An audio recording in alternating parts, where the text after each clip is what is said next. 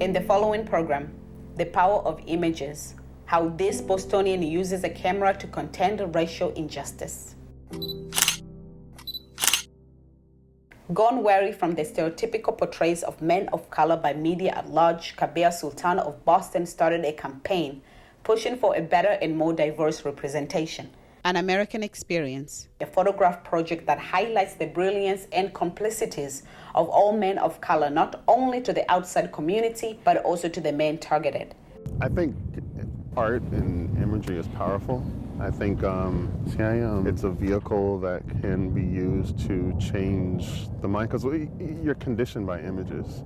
You know, you see something over and over, and that conditions you over time. So if there's something to counter that negative imagery that's kind of consumed us, you know, in a way, I think it's impactful, and I think it could bring change. I think outside of the imagery, there's a lot of work to be done, but this is important. Kabir was inspired by the documentary 13th by Eva DuVernay, a film that connects the nation's overflowing prison systems to its history during and after slavery. I didn't know how I could use art to change the narrative, and the way that documentary was crafted, it kind of spoke to me, and it pushed me to start this project. Kabir chose to portray the images in black and white because he wants the viewers to connect with the subject.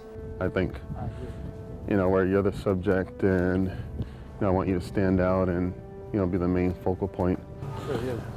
Yeah, it's a nice soft light. We'll make it work. Today, Kabir is meeting Robinson Castor at Pier Park in East Boston. Robinson became aware of American Experience Project through a Facebook post. He wants to be part of this project because he wants to share his childhood tribulations and the secret behind his triumphs. All right, so if you want to have your back against the railing there, I can capture the skyline. Tell me again about this location.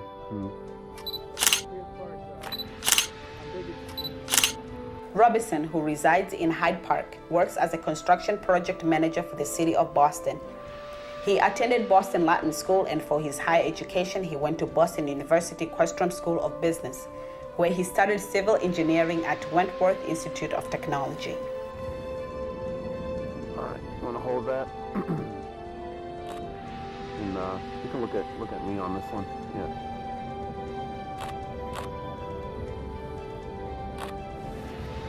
Awesome. This is Robinson's first photo shoot. Kabir coaches him to be himself, to do whatever comes naturally to him. It's all about what speaks to you, what your closest family member or friend to see Robertson in the photo versus seeing Kabir in the photo. That's what's important. Awesome. Thank you. I try. All the men involved in this project picked their desired location and outfits.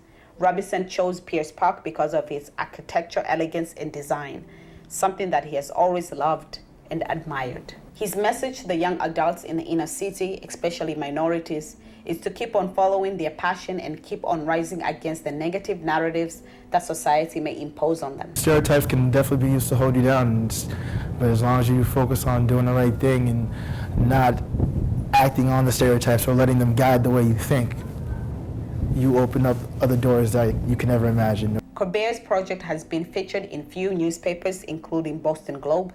His primary audience is the youth, whom he feels will benefit greatly from being exposed to positive images of men whom they can look up to. One of the gentlemen I photographed, he's a yoga instructor. When I was growing up, I didn't know what yoga was.